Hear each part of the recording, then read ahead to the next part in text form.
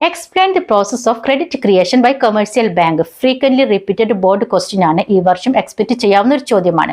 നിങ്ങൾ എങ്ങനെ ആൻസർ ചെയ്യും? അതായത് നമുക്കറിയാം കൊമേഴ്സ്യൽ ബാങ്കുകൾ എന്ന് പറഞ്ഞാൽ പൊതുജനങ്ങളിൽ നിന്നും നിക്ഷേപം സ്വീകരിച്ച് പൊതുജനങ്ങൾക്ക് വായ്പ നൽകുന്ന ഒരു സ്ഥാപനമാണ്. പക്ഷേ ഈ കൊമേഴ്സ്യൽ ബാങ്കുകൾക്ക് എന്ത് ചെയ്യാൻ പറ്റില്ല? തങ്ങളുടെ നിക്ഷേപം മൊത്തം വായ്പയായിട്ട് നൽകാനായിട്ട് സാധിക്കില്ല.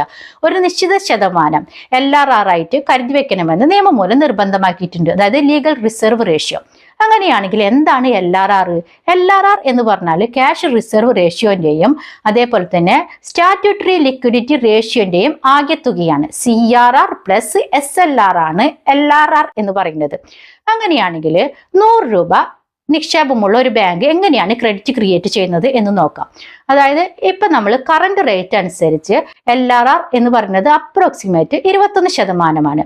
അങ്ങനെയാണെങ്കിൽ 100 രൂപ ഡെപ്പോസിറ്റ് ഉള്ള ഒരു ബാങ്ക് ഈ LRR പ്രകാരം 21 രൂപ കരുതി വെക്കുന്നു. ബാക്കി വരുന്ന 79 രൂപ പൊതുജനങ്ങൾക്ക് ലോണായിട്ട് നൽകുന്നു. ഈ ലോൺ കിട്ടുന്ന പൊതുജനങ്ങൾ എന്ത് ചെയ്യുന്നു? അത് മറ്റൊരു ബാങ്കിലോ സെയിം ബാങ്കിലോ നിക്ഷേപിക്കുന്നു, അല്ലെങ്കിൽ വിപണിയിൽ ചെലവാക്കുന്നു. ഈ ചെലവ് മറ്റൊരാളുടെ വരുമാനമാകുകയും അയാൾ അത് കൊണ്ടുപോയിട്ട് മറ്റൊരു ബാങ്കിൽ സെയിം ബാങ്കിൽ നിക്ഷേപിക്കുന്നു.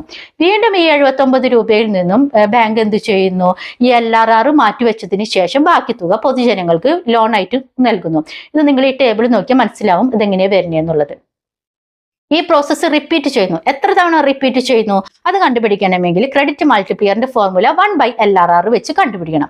1/LRR കിട്ടിയതിന് ശേഷം നമുക്ക് കിട്ടുന്ന ഒരു ആൻസർ ഉണ്ടായിരിക്കും. ആ ആൻസർ നമ്മൾ initial deposit into credit multiplier നമ്മൾ കണ്ടുപിടിച്ചു കഴിഞ്ഞാൽ ബാങ്ക് എത്ര രൂപ ക്രിയേറ്റ് ചെയ്തു എന്നുള്ളത് നമുക്ക് കണ്ടുപിടിക്കാൻ പറ്റും. അതായത് ഇപ്പൊ 100 രൂപ ഡെപ്പോസിറ്റ് ഉള്ള ഒരു ബാങ്ക് ആണെങ്കിൽ ഏകദേശം 476 രൂപയോളം ക്രെഡിറ്റ് ക്രിയേറ്റ് ചെയ്യുന്നു.